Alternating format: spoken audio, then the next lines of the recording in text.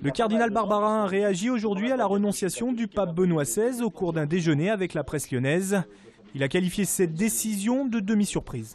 On voyait bien que c'était quelque chose de possible, on voyait bien que lui avait assez de courage et de liberté pour le faire, pour le décider, et il l'a fait à un moment le plus inattendu qui soit. Ma dernière conversation avec lui, c'était à la fin du mois de novembre, et quand on était côte à côte, pendant que les photographes se mettaient en place, je lui ai dit, mais alors, votre santé, ça va? Vous êtes en forme?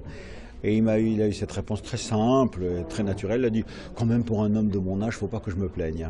Benoît XVI quittera sa fonction officiellement le 28 février prochain. Mais la phase de réflexion a d'ores et déjà débuté pour Monseigneur Barbarin, qui fera partie des 117 cardinaux chargés d'élire son successeur. On réfléchit, on prie, on demande conseil. Il y a beaucoup de gens qui nous donnent des conseils, on les écoute toujours.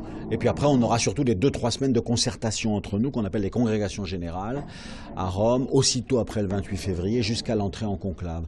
Ça dure entre 2 et 3 semaines. Ce sera justement au cours du conclave que se fera l'élection du nouveau pape dans le plus grand secret. À 62 ans, le cardinal fait partie des 4 Français susceptibles d'occuper la fonction. Mais ce dernier n'est visiblement pas du tout intéressé. Est-ce que ce matin, en vous rasant, vous avez pensé à la fonction? Eh bien, je vous donne une réponse très claire, avec un petit mot de 3 lettres, c'est non.